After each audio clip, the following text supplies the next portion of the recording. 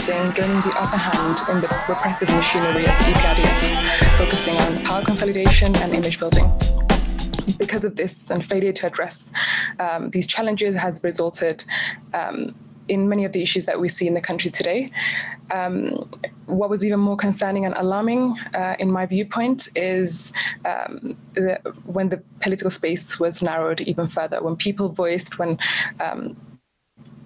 the media, when opposition groups voiced their concerns about these issues and these challenges which the government did not live up to, they were silenced. Now, looking now at the Somali region in that broader context, it's more and more apparent that the clear path for this country was to hold that inclusive reconciliation process or a national dialogue before an election. And this is particularly the case for the Somali region. I think the Somali region is a perfect microcosm which demonstrates the serious need to have had an all-inclusive dialogue and reconciliation process. The Somali question in Ethiopia today is far broader and complicated than anything that can be addressed by elections, just as it is, I'm sure, for the rest of the country. Since the formal incorporation of Somali territories into the Ethiopian state, the Somali region has seen something akin to what is happening in Tigray today.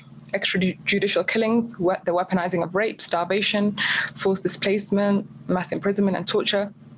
The Somali experience in this country was defined by violence and subjugation. Now, 2018 was an opportunity for Somalis to address their historical grievances, to really be acknowledged. The same goes for the other historically marginalized nations and peoples elsewhere. Now, let us draw a picture of the context in the region within which an election is expected to take place. We've got hundreds of thousands of orphaned who've lost their parents through intergenerational violence at the hands of the states, a traumatized population, materially destitute, countless missing persons, victims of state-sponsored sexual violence, the physically disabled from torture, the psychologically harmed, and scores of mass graves as you travel across the region. Elections were never going to address their call for justice. What they needed was recognition and, most importantly, assurance of non-repetition, that what would happen to them would never happen again. Interestingly, the same concern over whether elections would address the long-standing grievances of Somalis in Ethiopia is also reflected at a local level and even at a party level, as evidenced by the Ogaden National Liberation Front's earlier disagreement over whether to participate in the elections at all. Some left officials have articulated the need to focus on more pressing issues and the existential issues facing Somalis today. Because although we are the third largest ethnic group, the Somalis are one of the least accommodated peoples within the Ethiopian state apparatus. The fact that the region was a war zone for decades has rendered the region and its people completely marginalized. Now, another reason for why a reconciliation process was absolutely necessary before conducting an election in the Somali region and elsewhere was to deal with also the more horizontal, the people versus people issues manufactured by old regimes, which can manifest themselves in terms of territorial claims, religious, linguistic, or ethnic tensions. Addressing these issues peacefully was also an important expectation. So in terms of the Somali region, this is illustrated by the Somali Afar issue, for example, is a case in point. Unresolved competing territorial claims took a violent turn following Nebe's decision to suspend 30 polling stations under 8 kabales in the Somali region. Nationwide institutional reform is another key agenda which the government should have prioritized ahead of an election. We often hear that the Somali region is a success story. The peace and stability enjoyed by many today is felt across the region. But is this durable? If the structures and institutions which would preserve this peace are not in place at a national level, this peace then is not sustainable. If an election happens in the Somali region today, there is no guarantee of non-repetition. The non-repetition of the long-standing violence that the region has just started to recover from. Even more worryingly, there is no guarantee that the one thing which Somalis hold dear, that is the ethnic federal system, which ensures self-rule that we have today, will remain intact. As we see that it is questioned at a national level more and more frequently. So without meaningful institutional reform, which provide the environment for enacting proper democratic processes, the election in the Somali region foreshadows that repetition of what has previously happened in the region is very much possible.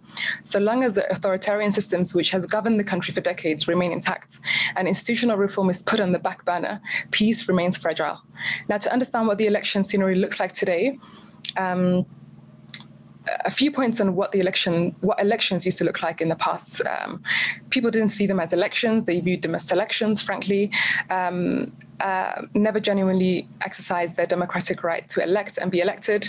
A complete war zone, fully militarized, no sense of an election atmosphere, entire no entry zones, and this internalized fear of the party, which has still lingered until today. We have parliamentary representatives who have never set foot in their constituencies.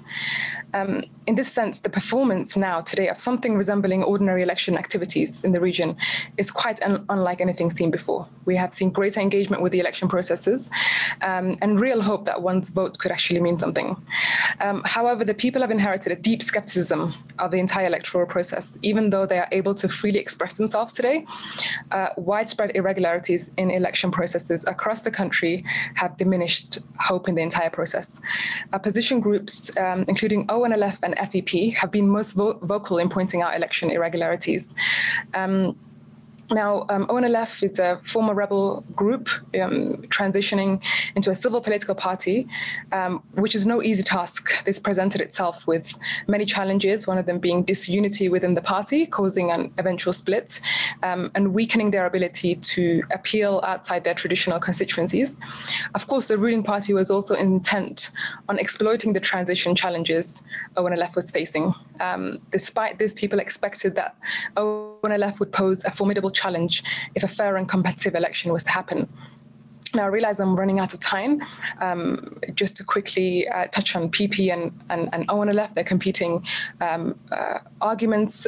Both claim to be promoting Somali rights in terms of increasing their visibility in positions of power. They want to preserve the current federal system. ONLF blames PP for being a mere reincarnation of the previous repressive EPRDF, therefore unfit to represent the genuine interests of the Somalis. Meanwhile, PP dismisses ONLF for continuing to represent outdated political viewpoints. Now, to accommodate all these different debates, which of course reach unprecedented levels of intensity during election period, so what Somali society needed and Ethiopian society as a whole was creating an environment conducive to conducting elections. Things that make society conducive for conducting an election include free press, legal sector reform, a strong civil society, and so on. In the Somali region, the lack of civil society and media platforms has resulted in the masses not really understanding the different dynamics at play and leading to considerable apathy. There's already a huge disparity between PP and other parties in terms of their capacity to campaign and reach wider audiences. For instance, many of the PP candidates hold senior government positions. They're able to use public government-sponsored gatherings for campaigning purposes, public facilities and state resources, including vehicles and other types of resources. I realize I'm running out of time, and maybe I'll save this for the discussions, but I will highlight the complaints raised by the ONLF, which I believe has the complaints raised by opposition groups, which I believe was a strong factor in Nebe's decision to postpone the elections. I will delve into those later on in the discussion perhaps, but in summary now, in the Somali region and beyond, the election should be considered as just one piece of a much wider puzzle of things that need to be done. More immediate priorities include an inclusive reconciliation process, dialogue, meaningful institutional reform, a strong civil society, allowing free media to flourish, transparency and raising the awareness of the population, allowing independent party observers, the release of political prisoners, and importantly, to put an end to the active conflict in many parts of the country. In the Somali region, for instance, this involves the conflict, the Somali-Afar conflict. Like the rest of the country, the ruling party has the government machinery at their disposal. Meanwhile, faces have changed, but institutions have remained intact. The expectation of the average Somali in the region was to see an election which would address their long-standing demands to put an end to economic, social, and political marginalization using their votes. Considering the national climates I've discussed, people have lost the little hope that they've had, that they can actually make some kind of change with their voice. There isn't much of an expectation that there's going to be a democratic election in the region or in the country for that matter, namely because the environment is not a conducive one, and the consequences that this could lead to is quite dangerous. So if the aim of carrying out an election is to transform the country from an authoritarian system to a democratic one, and if, as we see today, it is hard to find anyone with full trust and confidence in the democratic process, then until we reach a stage of confidence, it should be postponed, since it will not provide the required solution to the country's problems today. Thank you. Thank you very much, Juwaria, for your remarks and for your thoughts, not only on the situation in the Somali region, but for kind of elevating those and their impact at the national level as well. I'll turn to our final speaker. I realize that we're running a little over time at the moment, but I should say last but not least, of course, Dr. Awal Alo. Your views on the election landscape, of course, the broader political environment, as well as your thoughts on the situation in Oromia, and I know you also want to bring up the issue of the need for reconciliation and inclusive dialogue as well. The floor is yours, Dr. Awal. Thank you for joining us. Thank you, Ahmed, for inviting me to this webinar, and also for giving us the opportunity to speak to the defenders and promoters of democracy globally and emphasize why the situation in Ethiopia today will have significant consequences, not just for Ethiopians, but also for stability and the prospects of democracy in the Horn of Africa and beyond. But before I focus on the election landscape and the situation in Oromia, I just want to briefly reflect on the larger picture and some of the broader structural issues that are critical for assessing and evaluating the election landscape. Ethiopia is an important, possibly pivotal test case in the global contest between democracy and authoritarianism, but the country faces complex and interlinked challenges. Over the last 2 years, we witnessed a dramatic shift from democratic transition to authoritarian consolidation. The government that came to power on the promise of promoting national consensus and reconciliation embarked on a process that is designed to unilaterally impose a new constitutional settlement and essentially leading to an open military confrontation in the northern, western, and southern part of the country. The 6-month conflict that Mada talked about in Tigray has morphed into a grinding insurgency. The war with the Oromo Liberation Front, the Oromo Liberation Army, and insurgents in the Benishangul region is destabilizing the country, damaging lives and livelihoods, and also destroying the social fabric of the diverse communities who live in the region. The country's internal crises are further complicating relations with neighboring countries, particularly Eritrea and Sudan. Eritrea now is an occupying army. This is already alluded to, perpetrating mass atrocities in Tigray. Negotiations over GERD and the border dispute with Sudan are being complicated by these conflicts. The country's economy is in a free fall with rising inflation and escalating living costs. Repression is becoming systematic and widespread as in the past. And there is a heightened sense of despair and hopelessness about the future of the country. And I think, in short, it is fair to say that Ethiopia today is on the cusp of social explosion, facing a very real prospect of disintegration. And this obviously would have enormous consequences for Ethiopians and also for the Horn of Africa region. I think this is the larger picture. This is a larger context within which we are having this debate about Ethiopia's election today. And I think, in my view, the most important function of an election is to express the free will of the people. And for elections to express the free will of the people, they must be credible, they must be free, they must be fair. And today, I think the conditions for free and democratic election, which Juwaria, for example, outlined, are simply not there.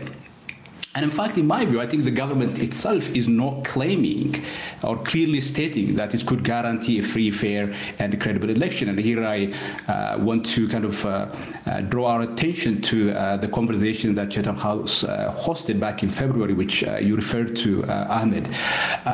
In that webinar, the head of the Electoral Board, Madame Burtukan Bideksa, the Attorney General, Gideon Timotheos, the two opposition party leaders, Beyene Petros and Brown, they were all arguing essentially that this election will be better than the previous 5 elections. It's not that this election will be free, fair, and credible, but it will be better than the previous election. So the standard is not that the standard of what a free, credible election is, but a standard of a previous election in which the government secured 100% of seats, for example, in 2015. So although we are being told by the authorities to look at the current election as part of a wider trajectory of reform supposedly being implemented over the last 3 years, in reality in Ethiopia today, I think it's very clear nothing has actually changed.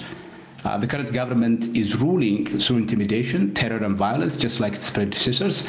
The serious restriction on opposition politicians in the pre-Abiy era, which led EPRDF to win more than 99% of the seats since 2010, are still present. So the government essentially continued to silence critical voices and members of the opposition through the use of arbitrary arrest, intimidation, harassment, the use of politically motivated prosecutions, public executions, all designed to root out dissent and opposition to the ruling Prosperity Party. So it is quite remarkable to hear that the authorities themselves, whose responsibility it is to ensure that there is a conducive environment for a free, fair, and credible election, are not able to say that. All they can offer the Ethiopian public is that these elections will be better than those authoritarian elections in which the EPRDF government won 100% of the seats. In the Oromia regional states, systematic repression of dissent and opposition began earlier than other regions. The government began by marginalizing prominent individuals within the ruling party who played a key part in the transfer of power from Haile Mariam Desalegn to Abiy Ahmed in April 2018. And this is then followed by widespread acts of intimidation and harassment against Oromo opposition politicians, human rights defenders, activists, and journalists. Adam referred to, for example, the assassination of the Oromo artist and activist Hachalu Hundessa last June and the events that were triggered by his assassination, significant escalation of the systematic repression of dissent and opposition within the region, leading to the arrest and detention of leading members of the two major Oromo opposition, namely the Oromo Liberation Front and the Oromo Federal Congress Party. The government used Hachalu's assassination as an excuse to arrest and detain credible and popular opposition figures such as Jawar Mohammed, Bekele Gerba, Dejeli Tafa, Hamza Borana, and many others from the Oromo Federalist Congress, as well as Colonel Gamachu, Abdi Regassa, Michael Boran, and many, many others from the OLF. These are just leading figures within those parties. And they have been detained for almost a year now and are being dragged before the courts on politically motivated charges. Those who have not been arrested for whatever reason were subjected to harassment and intimidation. And I think the harassment and house arrest of the OLF chairman, Daud Issa, is a case in point, but I think the most prominent one. There have also been widespread crackdown against members, supporters, and sympathizers of the two Oromo opposition parties. This crackdown includes the closure of offices. According to the OFC, the Oromo Federalist Congress, of the 206 offices the party opened across the country, 203 of them were closed. Only 3 are operational. And I think that can give you a picture of the repression that forced these parties to withdraw from the election. Still today, draconian laws that were revised are being used to prosecute the political opposition. The court system in Ethiopia provides no meaningful check on the government. Courts have shown little independence when it comes to high-stakes politically motivated prosecutions. In the majority of the cases, prosecutions rarely present credible evidence, if at all. Legal proceedings are usually marred with due process issues. And in those rare occasions when courts acquit individuals or grant bails, usually security forces, police routinely arrest those individuals, detain them. Just yesterday, for example, some members of the Oromo Liberation Front were released, and those individuals were arrested by federal police. And I think it's also well known that the government recently declared the TPLF and the Oromo Liberation Army as terrorist organizations under the Anti-Terrorism Proclamation, essentially criminalizing a broad spectrum of political expression in Ethiopia. This decision to proscribe these two parties marks a significant escalation of the conflict. And what it does is basically blur the distinction between war and politics, because we know that it is not simply going to apply to individuals that are members of these organizations. And I think the government made it very clear that it will apply to individuals who share the same ideologies and the same visions as these organizations. I think for those of us who lived through the EPRDF era and saw how the Anti-Terrorism Proclamation was politically exploited, we know that this is going to be used against the majority of Oromos and Tigrayans who oppose the Prosperity Party.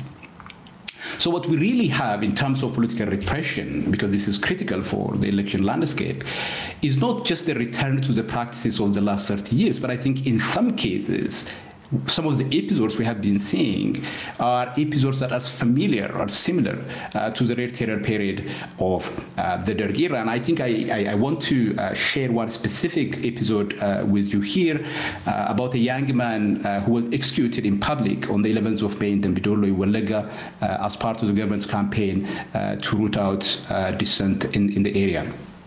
His name is Emmanuel Wondimu, 17 years old deacon, according to his father, who grew up in a church, and he is a 10th grade student. According to his father, speaking to the BBC, Emmanuel left the house, the family home, on the 11th of May in the morning, like every other children, and he was picked up by the authorities that day. Videos that circulated on social media show armed security forces walking him through the town, putting words into his mouth to announce or declare that he was a member of an entity referred to as Abba Torbe, basically a killing squad. And he was forced to say, as he was walking with security forces on the street, to confess that he was a member of this organization, that he did this and that. He was calling on people to look at him and learn from him. He was eventually taken to a major roundabout in the town center in Dambidolo, handcuffed with a pistol hung on his neck, and he was shot by security forces. He was executed in front of spectators, essentially marking the return of public execution similar to the Rare Terror period. And I think this horrifying spectacle had the goal of warning young people across the country that the authorities would not stop at anything, that they will savagely and brutally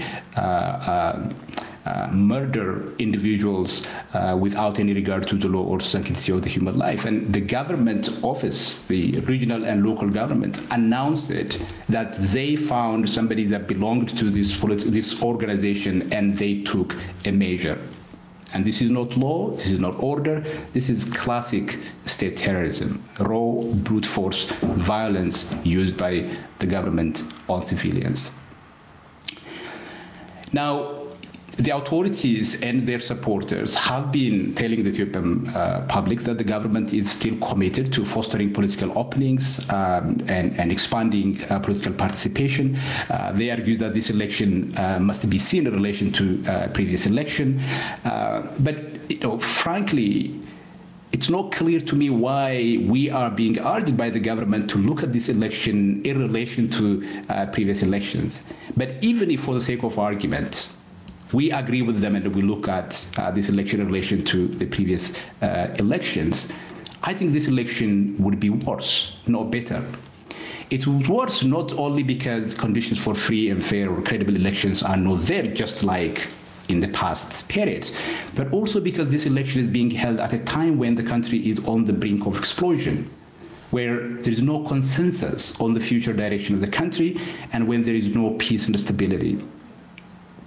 In the past, at least in 2010, 2015, the government did really need to rig elections because it has an absolute control over the population. In this election, we have already seen evidence of that. The government, for example, announced that in 1 week's period, it has managed to register 80 million voters, doubling from 18 million to 36 million in 1 week. I think it's important to pause and take stock of the fact that autocracy looms in Ethiopia, as in many parts of Africa and the globe. The force of autocracy in Ethiopia are gaining momentum and have not yet taken deep roots so far. And if this election goes forward without proper preparation, without putting the necessary conditions in place, the balance will tip against democracy. And I think the roots of totalitarianism can go much deeper to become well-established and entrenched. And that's why I think the recent postponement of the election is truly an opportunity to hit the reset button and recalibrate. So having said that this is not the right time for election in Ethiopia, what is the way forward? And here I want to offer a framing thought, not details, and very quickly. I believe Ethiopia needs a new comprehensive political settlement that should be solidified and secured in a new social contract. And in order to reach a new political settlement, Ethiopia needs an inclusive national dialogue that will deliberate and agree the country's constitutional future. And in order for any national dialogue to be credible and lead to the kind of consensus and settlements that you would need for a durable democratic future, and it must be nationally owned, facilitated by agreed upon independent actors, and it must be supported internationally. And most importantly, when we talk about political settlement and a new social contract in countries like Ethiopia, it's important that we go back in history and take stock of the relationship that existed between Ethiopia's people. We need to ask ourselves about the nature of the Ethiopian state, its relationship to the various people who inhabited it, and the fundamental political questions that have been crystallized over the last several decades. And it's important that we recognize Ethiopia's imperial past and the relationship of exclusion and domination that marked the foundation of the state and continued to date to organize and structure political debate in Ethiopia. Literally every single debate in Ethiopia we have today goes back to that foundational moment. And I think this is the political space that we have to inhabit. And this is where any sensible debate about Ethiopia's future must begin. And in my view, any analysis that doesn't take into account this foundational moment cannot hope to deal with Ethiopia's challenge meaningfully. Just very finally, there are certain things that I believe the government needs to do in order for national dialogue to work. And obviously, I think the first is the need to end the military operation in Tigray and bring the humanitarian crisis to an end. It's important the government removes Eritrean forces who are perpetrating mass atrocity crimes because their presence will continue to complicate the prospect of an amicable political resolution in Ethiopia. It's important the government end the armed conflicts in Oromia and the Benishangul Gumuz region, dismantle the command post and begin a political process aimed at stabilizing this region and thereby build the public trust and confidence in any political process that will follow. It's also important that the government releases political prisoners and facilitates their participation in the national dialogue. I think the election scheduled needs to be postponed until these issues are worked out. I think probably the government also needs to consider a national unity government to oversee the transitional process, because we have come to a position where the relationship between the various actors has been worsened. The social relations has deteriorated to points that having a meaningful conversation is becoming impossible. I'll come back to some of the points later on, but I will stop there for now. Thank you. Thank you very much, Awal. Thank you very much for your overview and for your perspectives on the national issues, on the need for inclusive dialogue, also some of the steps that need to be taken towards that, and on giving us information on the situation in Oromia and more broadly. I'd like to, I know that we're running over with permission of our guests and our speakers today, perhaps extend the session by 10 minutes or so that we have enough time for questions and answers. So I will first remind everybody, please, that we would encourage you to use the raised hand function during the Q&A session now to ask your question live. I think many of you are also submitting your written questions through the Q&A box as well. My colleagues are helping to curate those so that we can take some of those written questions if you prefer to ask them that way, and if you prefer to please do go ahead and do so. You might have technical issues, of course, as well. I would, again, as I did at the outset, remind all of our audience today, I know that this discussion today is one which is extremely emotive. This discussion is one that is hugely significant, not only for Ethiopia and Ethiopians, but for the region and the international community as well. I will remind all of our participants, all of our audience today, to please respect our ground rules of constructive policy-based debate. Please engage on the basis of mutual respect with our speakers, if you're allowed the floor, and please be as concise as you possibly can to allow others to contribute. Those who cannot respect those ground rules, we unfortunately won't be able to hear from. But, you know, not wanting to hold things up any longer, I'll take some questions from the floor. The first one is from Getachew Bekele. Getachew, the floor is yours. Please do unmute yourself, introduce yourself, and ask your question.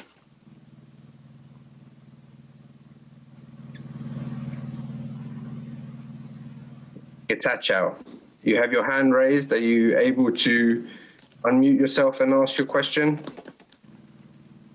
If not, okay. I will. Can you hear me? Yes, Getachew. Thank you very much. Okay. Thank you very much. I'm from Production Multimedia. My question is on the one who has just presented on the Tigray issue, and she has mentioned that election is dangerous. Coming election in Ethiopia is dangerous. I think this is contrary to the fact, because the election situation and the election process by itself is just going well, and the election board by itself is for the first time in Ethiopian history, which is independent from the government, and it has also reliable, and even the opposition parties are not asking on the on the independence position of the election board. And the second thing that I would like just to mention is that this election cannot be dangerous, and it is very important even for the stability of Ethiopia and for the Horn of Africa as a whole. I believe that, because it is almost covering the whole country. In fact, there is no election, there will not be election in Tigray and some parts of the Oromia region. This is about below 10% of the country. So about 85% of the country is participating in this election, and the election board is very independent. And as we know that it will be extended for the coming 2 or 3 weeks. This is also showing that how the election board is independent and can just determine the schedule by itself. So the government's involvement is not seen. So almost all Ethiopians, even the opposition parties, are very happy with this, with such well-organized election board. So this is the most important thing. So can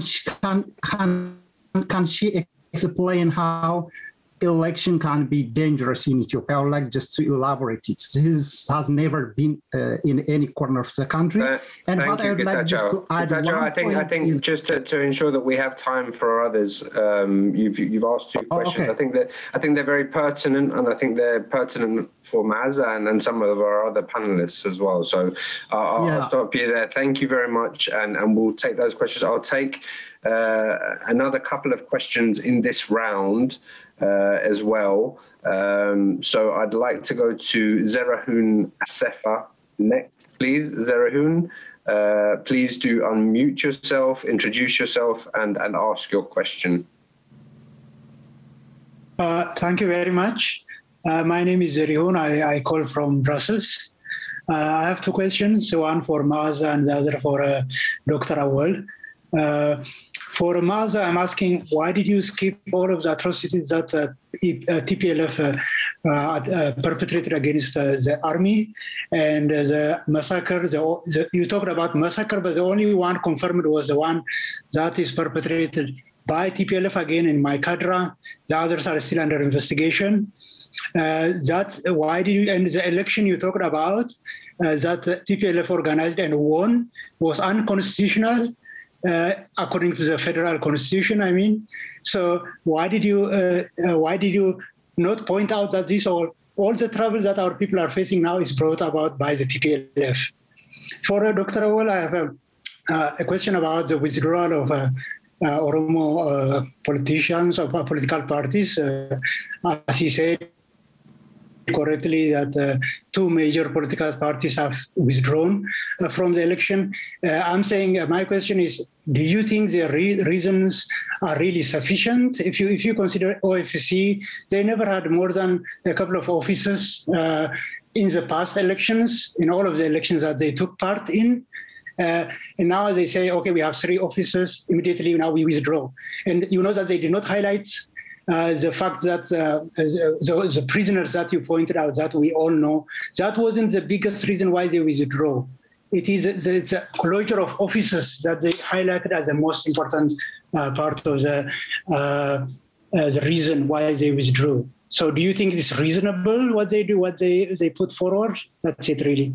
For Joanne, I've written a question in the Q&A section that she probably have to look at. I think we might get to a question on that as well. Thank you very much for your contributions, Tiribiውን. I will ask one more person in this round, and then we'll go to our speakers. William Orr. William, do please unmute yourself, introduce yourself, and ask your question. Hi, everyone, and thanks very much to all the speakers. It's been a very insightful talk. My name is William. I'm a research analyst from Odea International. We are a corporate intelligence firm that focuses on deep dive due diligence and investigations in emerging markets. My question is with regards to Ethiopia's recent privatization program. I can see that hasn't been mentioned throughout the talk, and especially in relation to the recent Vodafone and MTN bids. What I want to know is what factor this may play in the election, and is it coincidental with the timing, and how does that all play out with the Prosperity Party? And that's my question. Thank you very much. Thank you very much, William, for that. So I guess, Maaza, perhaps we will turn to you first. There's a couple of questions there for you. The first one around your remarks around the coming election being a dangerous one. Is that offset by the fact that Nebe has made some institutional reforms? Nebe is moving forward with voter registration in a number of places throughout the country, and as Getachew said, the board is seemingly independent from the government.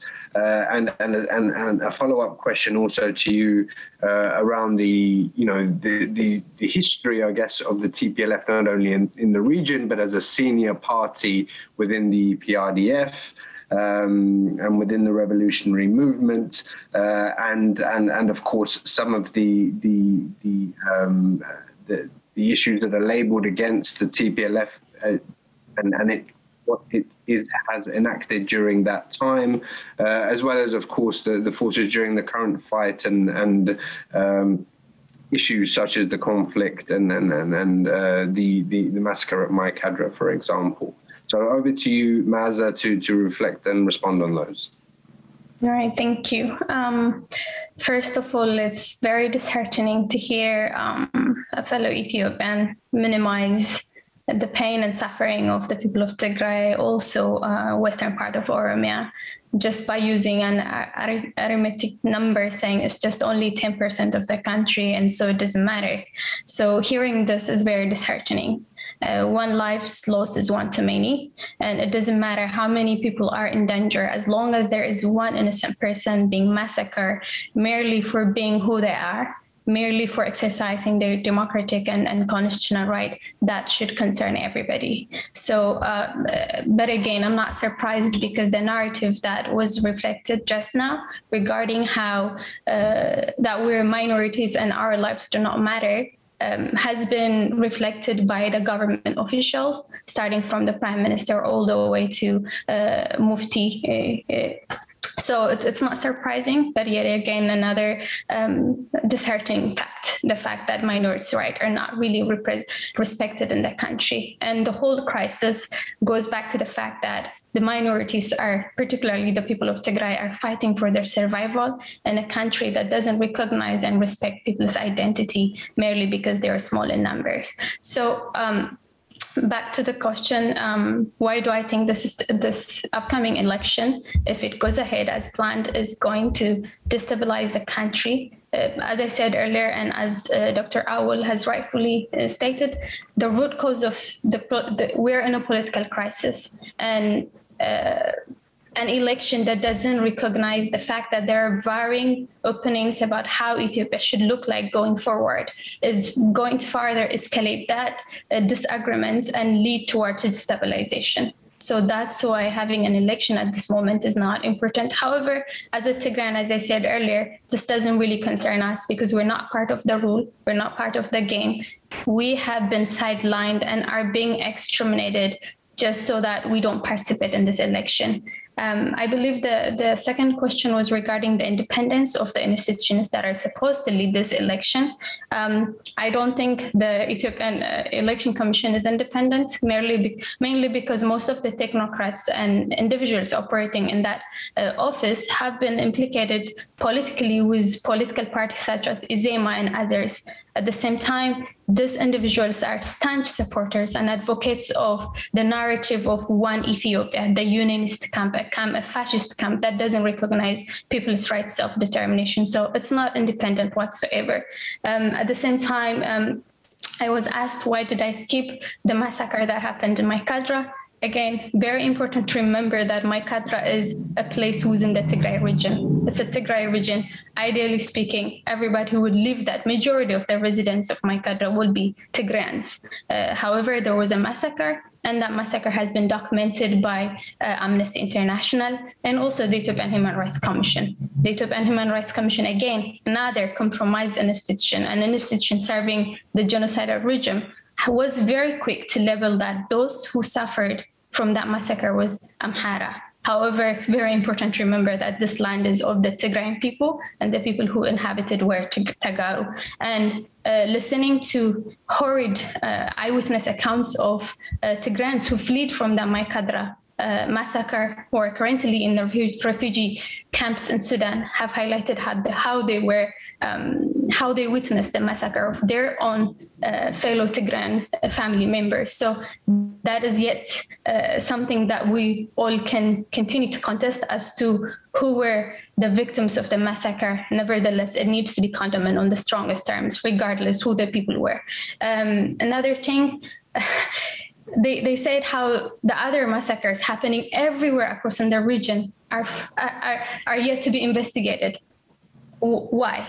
This has been already verified by reportings coming from different independent international media outlets that interviewed a lot of eyewitnesses, survivors. At the same time, Amnesty International documented the massacre that just happened in Aksum.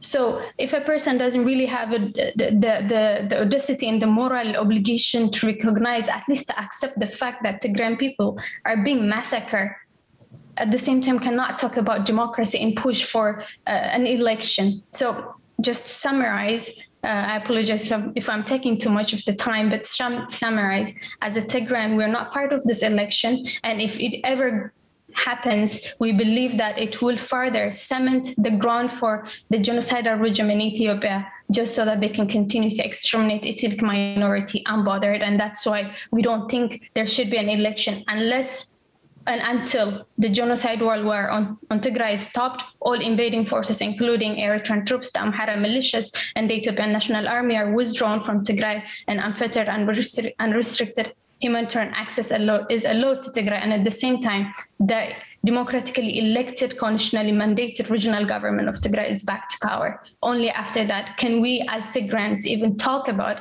having an election or not. At the time, right now, our people are fighting for their survival. They're not even sure if they will survive another minute, much less talk about election. Thank you. Thank you, Maza. I'll turn to you because a couple of those questions were pointed towards you as well. Of course, the question around the majority of the country, I think it was put at 85%, participating in these elections. Again, Maza touched on that. Nebe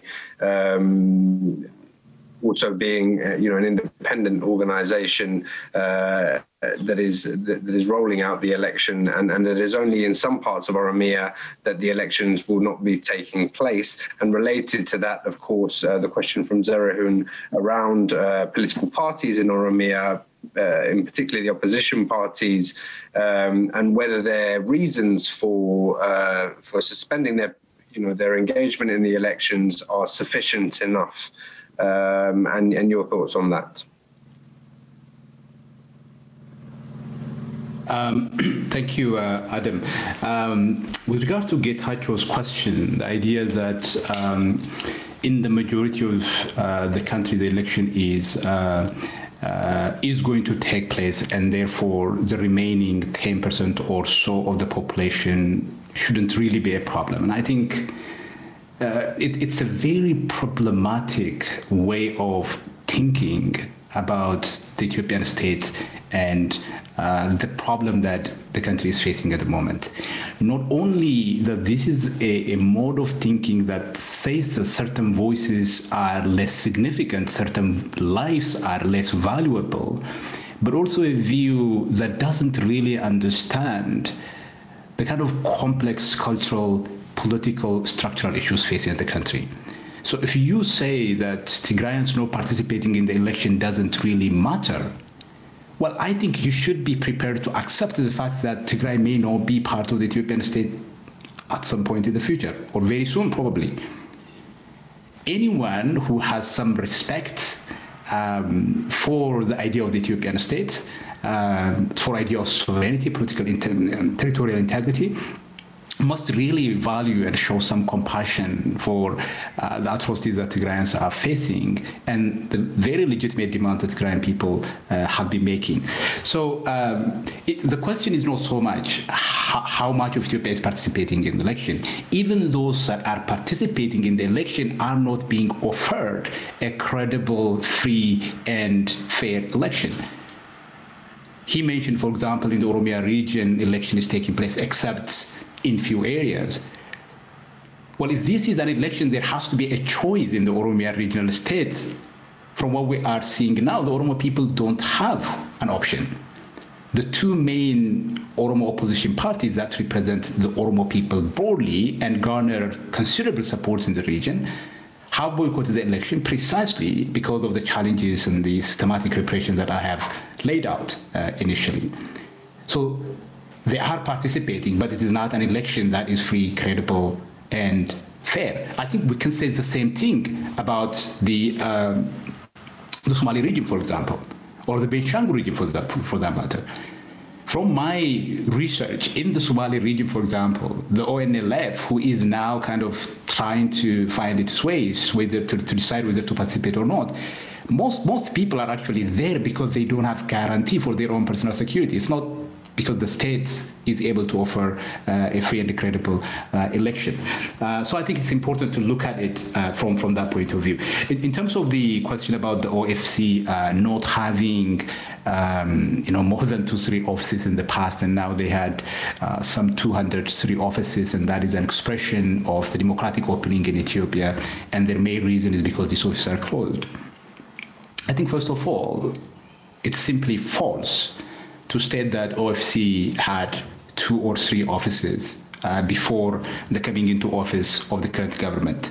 It is one of the largest, in fact, it is the largest party in Oromia regional state before the OLF returned, and I don't know what the exact number is after that.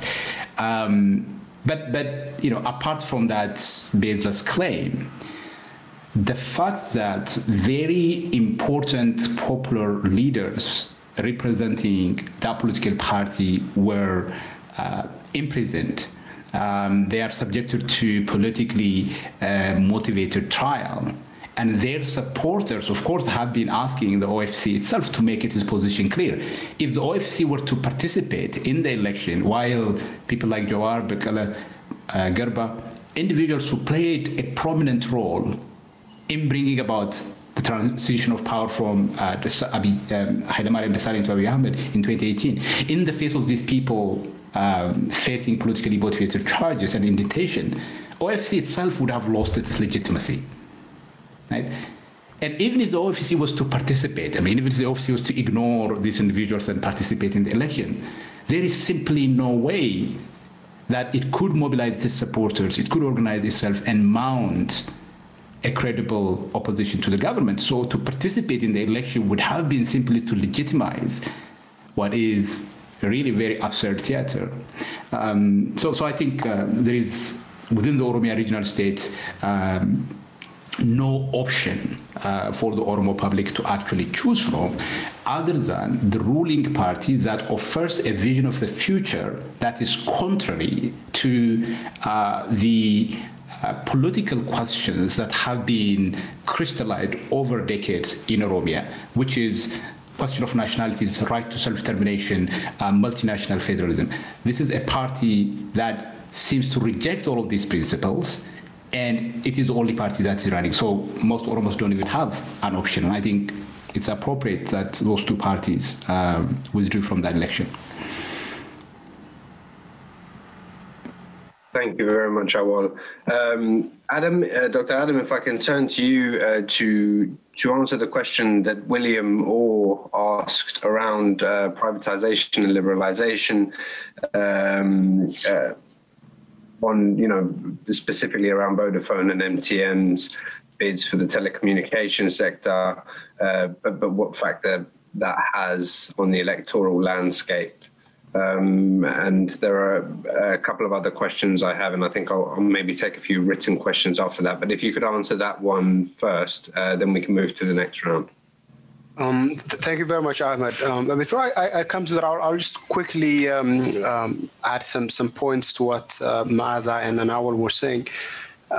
Quick one, I think perhaps Zarihun's question was a bit misunderstood in the sense that he was not saying they were not relevant. I think what he was trying to say was that, at least in terms of the government thinking, the question was whether to stop the election across the country or to leave what is happening, you know, to essentially leave Tigray out for now and then hold it after. I think that's he's trying to explain the thinking behind whether to leave 10% or the entire country. That is one, and two, I think you know, it comes quite repeatedly, and both Maaza and I will talk about it. I think the accusation or the suspicion that the ruling party is not multinational, that it wants to bring an imperial past, sometimes described as a fascist past. I don't think there is enough evidence for that.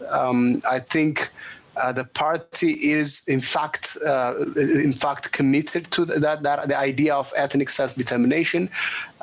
Perhaps the value they attach to the question of to the problems that ethnic groups face today, maybe less than some ethno-nationalist groups project. But I don't think it's accurate to say that Prime Minister Abiy Ahmed and his party are not multinational. I think we could disagree on the extent of that recognition, but I don't think it is. And I think it's inaccurate, and I think it's particularly inaccurate to call it a fascist regime. That is one. Secondly, also the question of illegitimacy, I think, at least legally, what happened, I talked about the postponement of the elections and how what could have been a difficult but technical issue being extremely politicized. But there are groups indeed, like the TPLF considered the government as illegitimate, but there were also groups that considered the process, the legal process, as acceptable. You might disagree with the outcome, but the process that led to the postponement was, at least on the face of it, legally acceptable. So these are the two things. And perhaps also one more point, I think, the Ethiopian Electoral Board, the Human Rights Commission, obviously, we have to understand the challenge that they are facing, the context that they are operating in.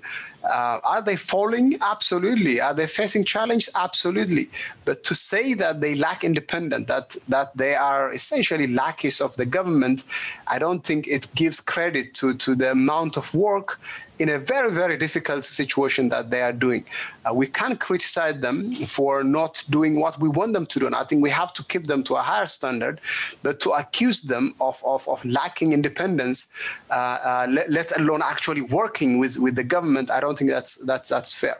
Coming to the last question from William, well, I think, we can always make a connection, but the privatization process was always going on. It has been in the background happening.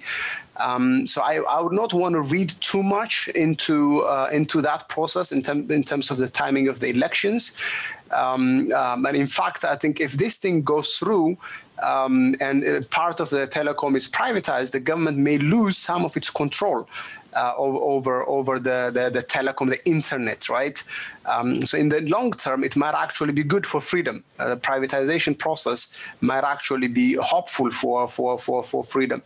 Now, it doesn't mean that the privatization process is not opposed. Of course, there are groups that either oppose the very idea or how it's done. And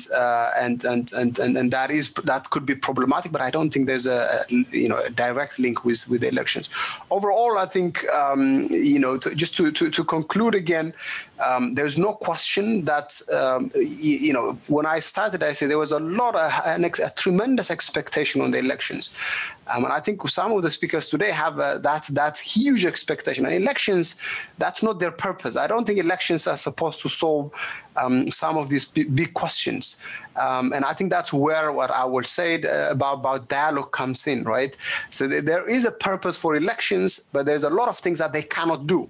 And ideally, and this is also what I have argued, ideally, these dialogues, these engagements, including in terms of what kind of political context should be there for the elections to happen, should happen before the elections. But as I said at the end of my earlier presentation, ultimately it's also what the government's going to do. Because I think at this point, because of the context, because of the boycotts and all, there's very little doubt, in my opinion, that the ruling party will win significantly. So the question is, what are they going to do about it after? Are they going to be more open and engage in a dialogue? And perhaps, as needed, as part of the dialogue, another election may have to be conducted earlier than what the 5-year period that will come. But of course, we cannot exclude the possibility as well that the government might use whatever legitimacy they can claim out of this process to push back harder, and that would of course be unfortunate. Thank you. Thank you very much, Adam. And there was a question I think I wanted to ask to you as well, but I think I'll leave that, maybe open that up a bit more broadly. I'll take a couple of the written questions that we have, a number coming in from our audience, a number around some of the same issues. So we try and cluster those a bit. Juwaria, there's a couple of questions for you. One in particular is this question around that has been brought up, the issue of nations and nationalities and their right to self-determination, and what your expectation of the continuity of the current federal order will be, which has support from a large proportion of Somali people in the Somali region after the election if the central government should move towards a more unitary state to reform the constitution, what do you expect, or what do you envisage the reaction of people within the Somali region of Ethiopia to be to that kind of shift and change?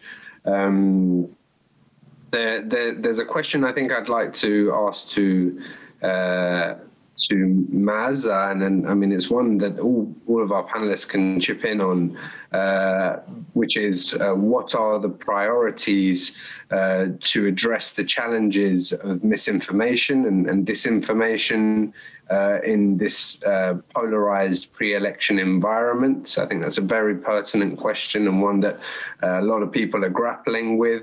A lot of people, of course, during this period, where there's reduced travel as well and unable to get onto the ground, are experiencing that. And I guess the situation in the conflict in Tigray is almost an epicenter, really, of that process, and how we've seen that narrative from different sides being charted. And then there's a broader question as well, again for our panelists, around the reality of the democratization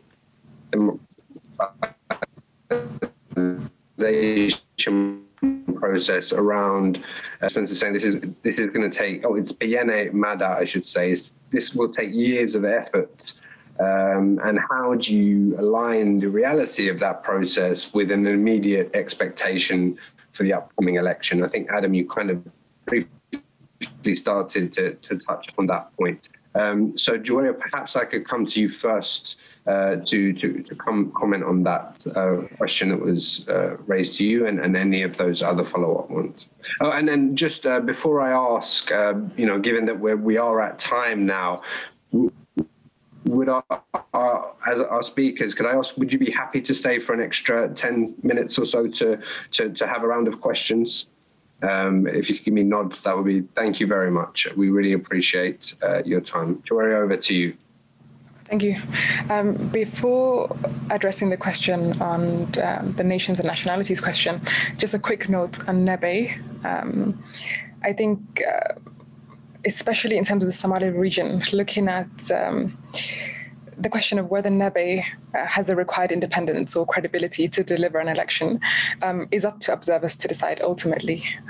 We can argue whether or not it's credible, but facts on the ground certainly draw a very interesting picture. So take the Somali region, for example. There's a complete lack of differentiation between Nebe staff and PP party members or local government staff.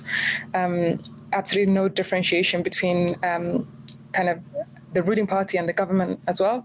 It's hard to tell the difference between a public office or a party office. This was most clearly manifested by the difficulty faced by non-PP members to actually register. So the issue started with candidate registration. It continued with voter registration. There was a complete lack of information brought on by the constant changes in the start and ending dates of voter registration and candidate registration. Opposition groups not informed when the voting cards had arrived, and even being denied the opportunity to send up observers. Opposition groups and independent candidates found it harder to register. Some were denied. They were given poor excuses like the printer's not working, when they can clearly see a PP candidate registering without any trouble. The allegations that voting cards were collected from voters and voting cards being falsely filled out. This is absolutely not unique to the Somali region. It's a phenomenon reported across many other regions. One of the biggest and most apparent issues, which points to Nebe's lack of independence to some degree, is the over-reliance on the regional governments for all kinds of technical support, including the vetting of election officers, transportation, the payment for staff, and other kinds of logistical support needed for the smooth running of activities.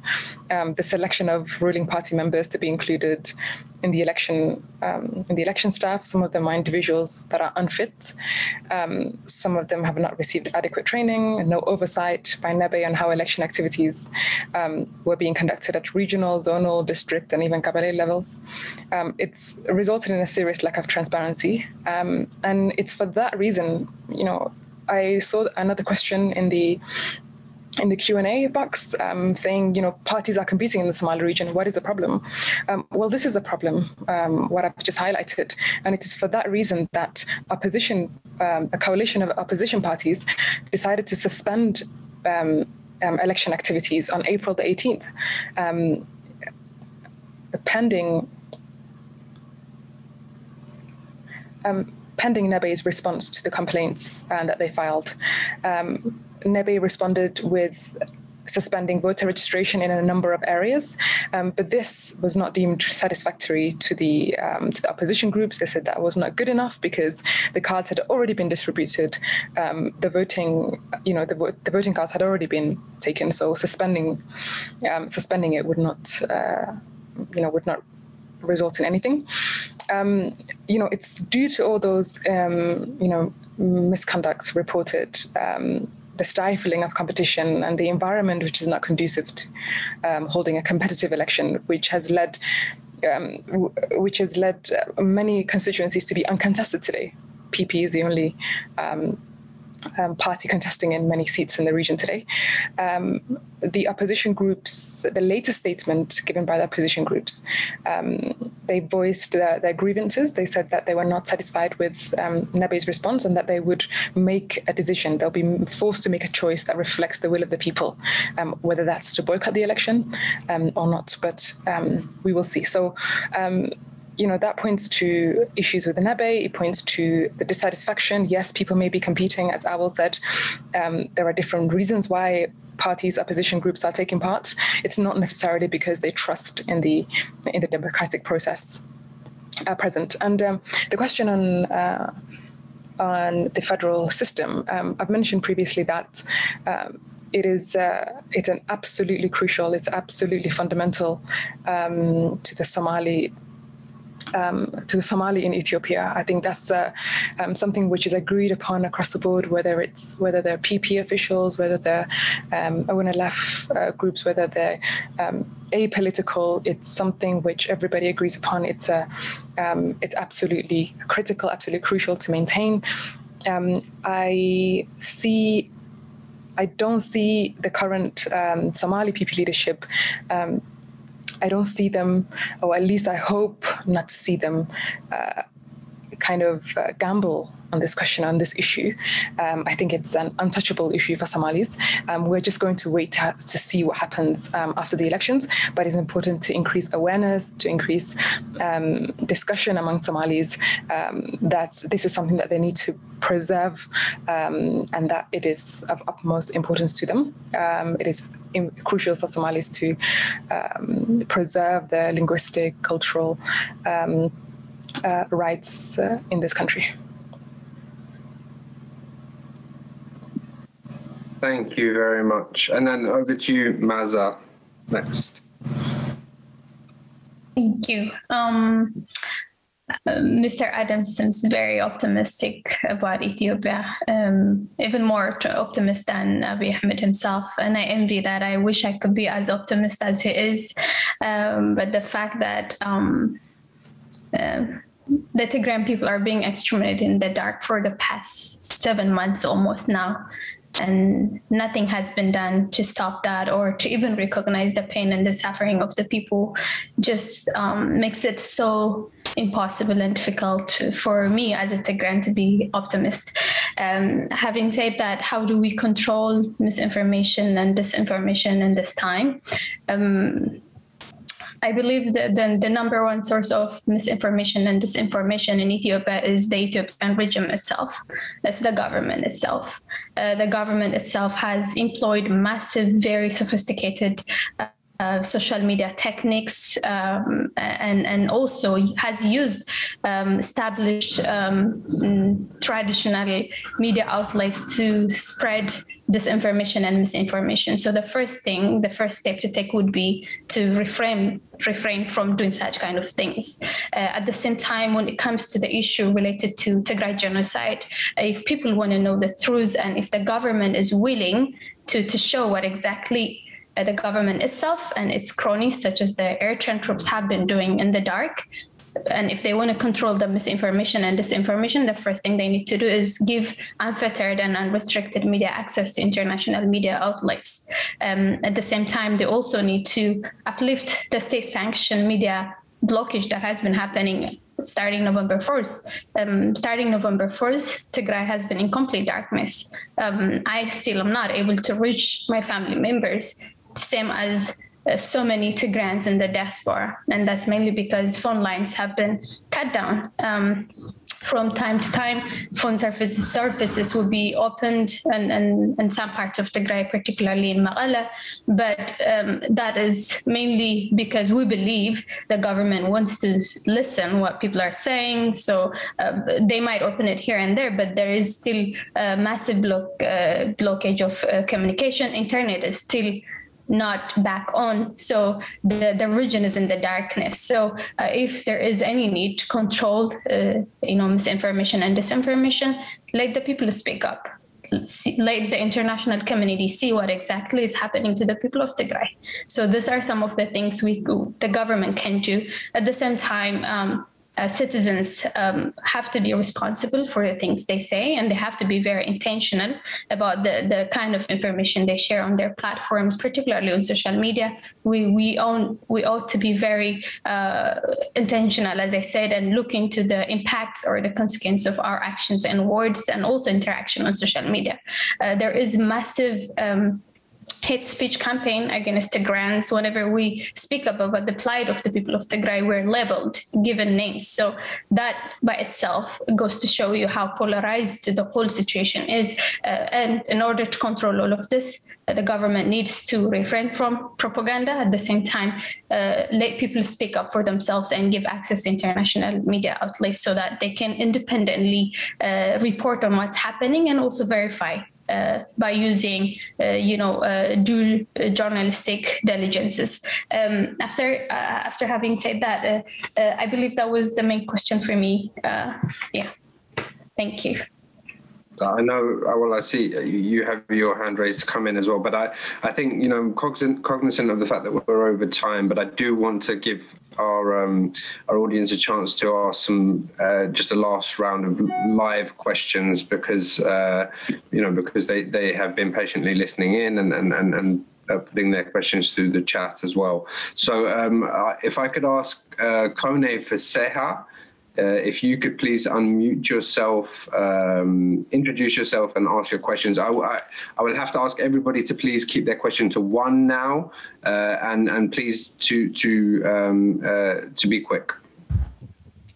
Yes, this is Kone Faseha. I'm from Washington, D.C., United States, and my question is to Meaza Gidey and Awal Alo.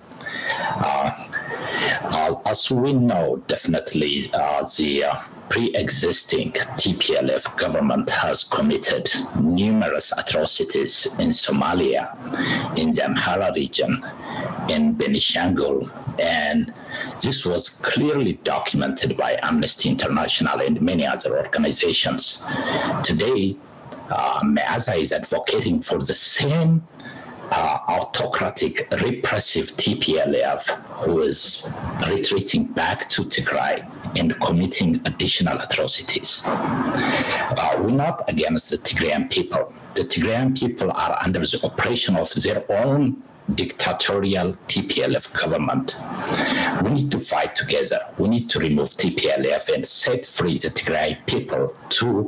Mr. Pseha, could I, rather than a statement, could you please come to a question quite quickly? Thank you, I'd appreciate that. Let me bring my question. My question is, while the West is moving towards democracy, moving away from liberation fronts, why do we advocate for liberation fronts, outdated political parties who are repressive and anti-democracy? This is a question for both Meaza and Dr. Allo. Why do we advocate for tribalism?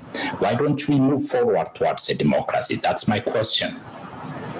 Thank you very much. Thank you very much. I have one further question I'd like to take as well from Negalen Mekwanen. I'm sorry if I got that wrong, but please do unmute yourself, introduce yourself and ask your question. Thank you.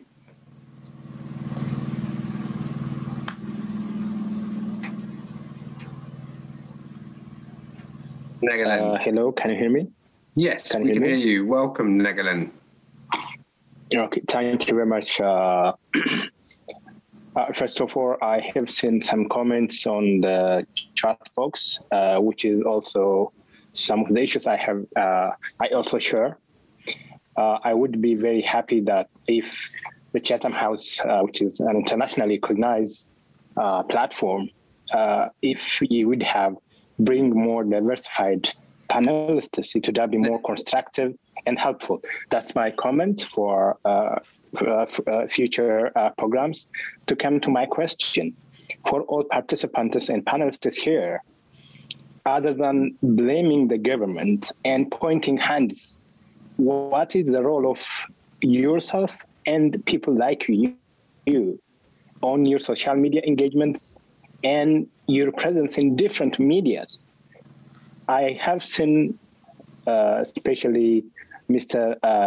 Awol Allo and Meaza, other than pointing hands and pointing on the government, on some other ethnic groups, what will be your positive role in terms of, in terms of even your posters, your Facebook posters, you can go and some even incite violence and conflict in the country, other than bringing together the challenge that the country faces. So what will be the overwhelming solution that you can contribute other than, siding a certain group or siding a certain party or ethnic group? What will be, as an academician or an activist, not just for a single ethnicity? So because I believe that is the only way forward that can bring Ethiopia to democracy and prosperity. So what is specifically your role other than fueling the ongoing challenge that Ethiopia has? So that's my question. Thank you. Negalen, thank you for your question and your comment. You know what? I will take also a final question from the written box, which is one that I mentioned, and I'd like to use that as perhaps a final thought for all of our panelists that maybe you could respond to. And it was this question about how do you align the realities of a transition or a democratization process that will take years of effort, which I think all of us could agree that will be the case in Ethiopia, with the immediate expectation of an upcoming election. It also speaks to I think some of the points that Adam has made. So I'd like if you could maybe explore that question as a final comment. But seeing as our questions were there for Awol and Meaza, I'll first go to Awol to answer those that were directed to him. Thank you, Ahmed. Can I just very, very quickly respond to some of the points that Adam made? I have a lot of respect for Adam. We're good friends. So when we disagree, it is always in the spirit of camaraderie. So the first point is about Abiy Ahmed and the Prosperity Party's commitment to multinationalism. I'm sure Adam probably knows that I was one of the early supporters of Abiy Ahmed. I supported him in the face of very clear signals that call his commitment to multinational federalism into question, particularly in terms of the narrative of what Ethiopia is and what Ethiopia's history looks like that he adhered to. I gave him the benefit of the doubt. But over the course of time, it became abundantly clear that Abiy Ahmed is not committed to multinational federal political project. I think a very clear example, using Abiy's own words, is a speech that he made recently in the in this forum of political parties organized by the Russian government. Abiy Ahmed said, these are his words, our most important enemy, he said, is identity politics. And we need to root it out. If in a country like Ethiopia, with all its diversity, with all its complexity, with the history of the last 30 years, you as a prime minister in charge of the government see identity politics as a problem, as an enemy, then I'm sorry, I don't know how I can continue to give you the benefit of the doubt and somewhat believe that you are still committed to multinationalism. And I agree with you that elections are not supposed to solve all problems. They don't. The reason I argue that this election must be postponed is not only because they are not going to solve Ethiopia's problem, but they are going to complicate Ethiopia's problem. They are going to make a peaceful political resolution difficult. After the election, I think as you have alluded to, you did ask a very important question, the question of what are they going to do after the election. I think what they are going to do is actually continue with the same kind of argument, which is to say, now they are saying that this election is going to be better than the previous 5 elections. And after the election, they are going to claim that this parliament is better than the previous parliament. There are some opposition groups. There is, more or less lively debates and so on and so forth. But of course, the key question here is to what extent that parliament reflects the plurality, the diversity of the Ethiopian state. Yet you're going to have some members of EZEMA and mainly Prosperity Party and some other parties. But those are political parties that are ideologically homogeneous, and they cannot in any way represent the broad spectrum political views that exist in the country. And I think that's why, for me, instead of going ahead with this election, begin a very problematic beginning for the Ethiopian state, it is important that we step back, go into a process of national dialogue, and then find a way to agree on the country's constitutional future. And I think that, in my view, is the best way to do it. In terms of the debates around the independence of the Electoral Board, the Human Rights Commission, I think, especially in terms of the Human Rights Commission, there are some admirable work that they have done. I agree with you. But the problem is not simply that the individuals leading these organizations are not independent. It's also structural institutional independence. It's functional independence. That is not limited to what those individuals think. I think in terms of the individuals themselves, in terms of their history, maybe their ideological commitment to certain visions of the future, people could ask questions, reasonable questions.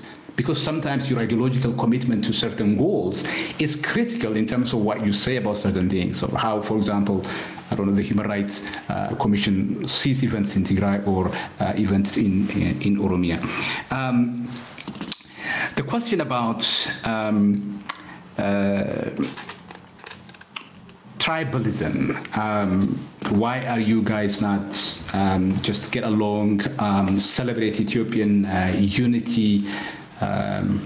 Why are you committed to this primal tribal instinct? And I think that's why earlier I made the point that when we talk about political futures in Ethiopia, it is important that we go back in our history. We all have different experiences living under subsequent Ethiopian governments, and that experience informs our view of the Ethiopian state.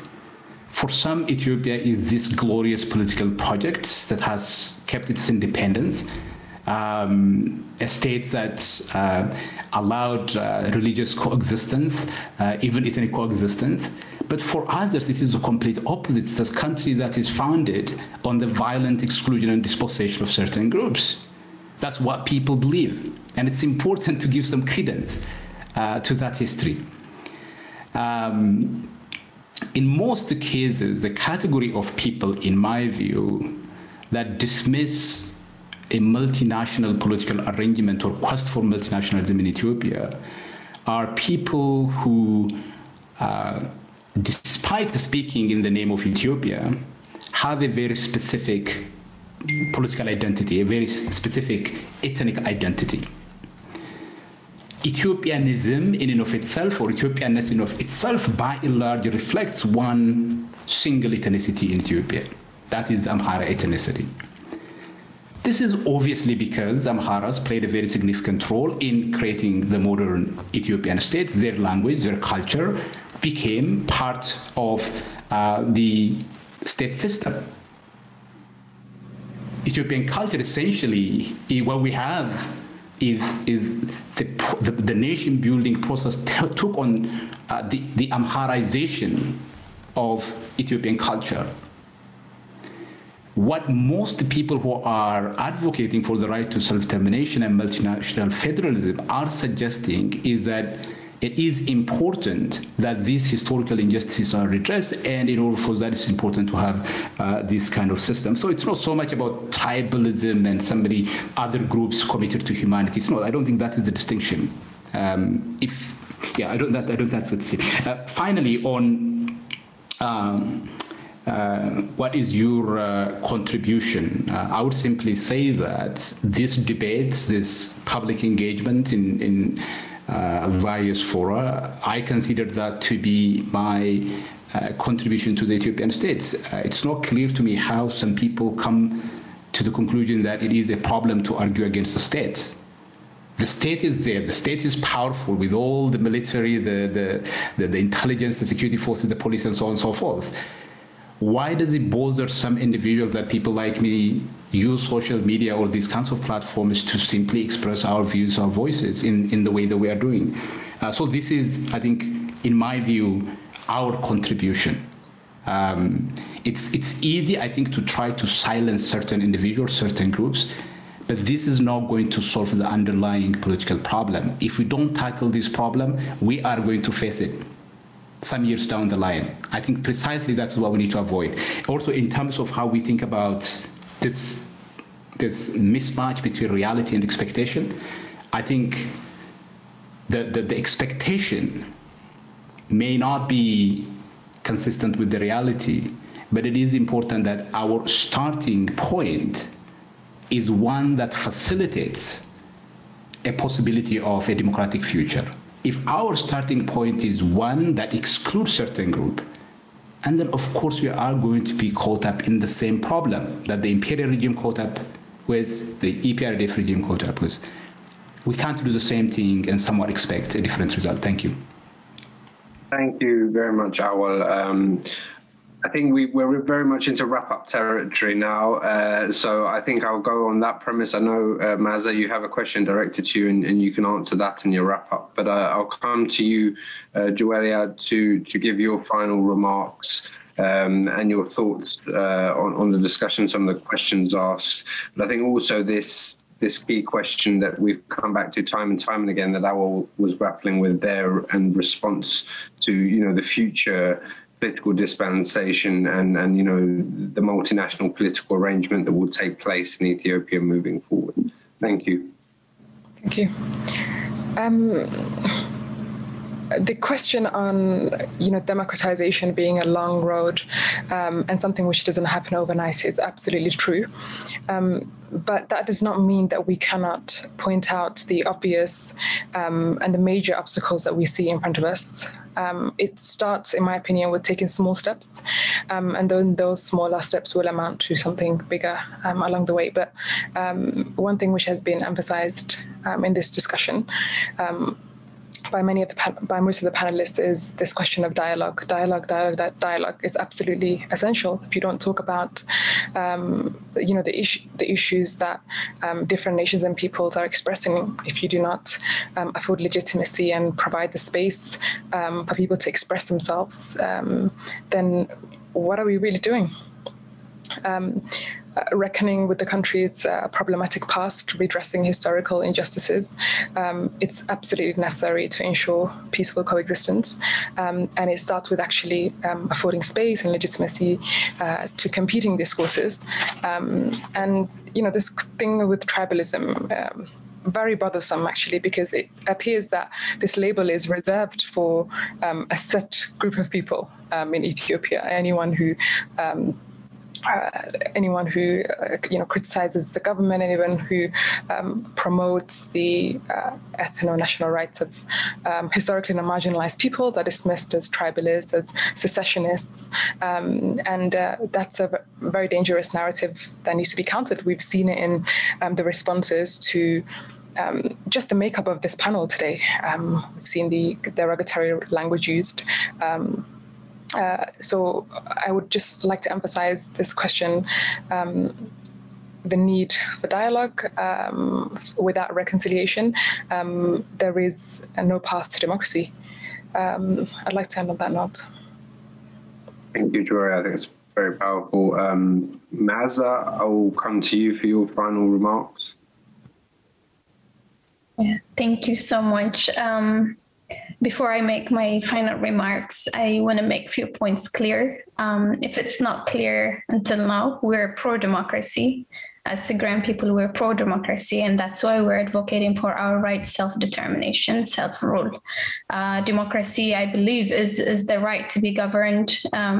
It's the right to be governed by the people that you voted for, and that's why we're trying to push for our government, the government that was elected by 2.8 million Tigrayans, to be restored, so that the people could have an opportunity to be governed and administered by the political entity that they believe and think is fit and capable of administering them. So that's what democracy means. At the same time, we do also recognize others' right self-determination, just as much as we respect and assure our right self-determination. So that's what democracy is. And another thing, why do we advocate for tribalism? It's yet again another word, a derogative word used to silence people who are trying to advocate for their right self-determination, basically. So it all goes back to not recognizing people's right to be administered by people that are share their culture and identity like them. So that's what it is. And the other thing is, as a final remark, I want to remind everybody who's watching this panel discussion that we're having a discussion about election aims an ongoing genocide, a state-sponsored genocide. We're talking about election while an entire region is being exterminated in the dark, and the Ethiopian elites, particularly those from the Amhara region, are not bothered even to discuss about the pain and the suffering of the people. Quite often, we hear them justifying the pain and suffering of the Tigrayan people by blaming TPLF and other political entities, but nothing can ever justify what's happening to the people of Tigray right now. Nothing can ever justify the gang raping of women as young as 4 years old and as old as 89 years old. Nothing can ever justify the weaponization of starvation. 5.2 million Tigrayans are currently facing a man-made famine, mainly because roads have been blocked. Eritrean troops, Amhara militia, and Ethiopian National Army members have been implicated in looting and destroying the crops and other resources the Tigrayan farmers and people had stored. Hospitals are looted. People do not have access to anything that could basically help them survive in their situations like the one we're all in. So I want to remind the international community and anyone who's watching this election does not have any importance whatsoever to the people of Tigray, because they are fighting for survival. When you're not sure whether you'll survive the next minute or not, questions of democracy, questions of election seem very insignificant. So the Tigrayan people are being exterminated. And if any Ethiopian wants to put humanity before politics and wants to advocate for a stable Ethiopia, they ought to stand with the suffering people of Tigray and help in their fight to stop or to end the ongoing genocide. I am not here advocating for TPLF. The people of Tigray had already did that. They voted for TPLF. I am here advocating for the Tigrayan people's right to self-determination. And that means respecting the political choices they had made. So the people of Tigray in their very recent election had voted for TPLF. Anyone who believes in Asher's democracy should accept that fact and make peace with it. This is my last remark, but I'm grateful for the platform, and we hope this discussion helps policymakers and people with power to take concrete steps that would actually save lives. Because up until now, all we have heard is concerns from all international actors and from some reasonable Ethiopians too. However, concerns alone are not going to save the innocent children and girls that are being gang raped in order to cleanse their blood. It's not going to save the young men and women that are being massacred. It's not going to save the over 5.2 million Tigrayans that are facing a man-made famine. It's also not going to save those who are fleeing their homes and are currently in refugee camps in Sudan in conditions that are not livable. So I hope this discussion is helpful in order to take the next steps that need to be taken so that we can save the people of Tigray and stop the ongoing genocide. Thank you very much. Thank you very much, Maza. Adam, I'll finally turn over to you for your final thoughts and the responses you have. Floor is yours. Thank you very much, Ahmed. I want to say the same thing that Awal did. I think as a country, what has broken the country repeatedly is the tendency, whether deliberate or not, to fail to recognize the legitimacy of ideas that differ from ours, the tendency to think that what is valuable, what is honorable, what is respectable is only what is agreeable to what we think. And I think that conflation between what is valuable and what is agreeable is what has repeatedly broken the country. And unfortunately, it seems to be a spiral that we continue to find ourselves in. So what I want to encourage us really is one, it's increasingly very difficult for us to distinguish between what is fact and what is opinion. And as a result, I think we need to dare to doubt, to question our opinions, particularly the representativeness of our opinions. I think we increasingly, because of how social media and others work, we live in an echo, and I think a lot of people understand it now. And we tend to often not accurately believe in terms of how representative our ideas are. So I hope that we dare to question, even dare to doubt, and at the same time also dare to respect people that propose different ideas. And I think it's in that regard that people that call, Awal or Maaza or others tribalist, and the other way around as well, people who think differently are called fascists and all of that. I think this labeling only keeps it essentially breaks any bridge that can connect us. So I hope we all dare to question, especially the representativeness of our ideas, our opinions, and I also hope we dare to respect each other. Thank you. Thank you very much, Adam, and thank you to all of our speakers for their extremely salient points. I think I've heard throughout the conversation today that, that the respect that Adam said for people's opinions, for their differences, the need and the right to have dialogue, to push for reconciliation. Those things seem to me very much needed for Ethiopia if, there is to be an accommodation of across the political spectrum, but also of people's differences and identities. And if the country is truly to move forward, towards peace, stability, towards progress, sustainably for the long term. I want to thank all of our speakers for joining us, for giving so much of their time, for openly answering our questions and debating with each other. I want to thank our audience also for being part of this dialogue, for joining us and for interacting and engaging so fruitfully and also respectfully. Thank you for doing so. I would again say that this webinar will be part of a series of events and outputs that we have on Ethiopia that are with others forthcoming and other perspectives forthcoming. So please do keep in touch with our website and our social media channels for more information on that. Thank you all for joining us today and wish you all the very best. Thank you. Thank you very much again, Ahmed and Chatham House. And thank you for all the audience. Yeah. Thanks, everyone.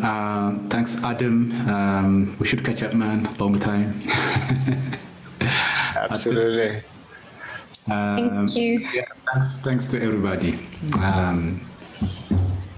Thanks so much for organizing. Take care, everybody. Take care. We'll write up via email and Twitter and all.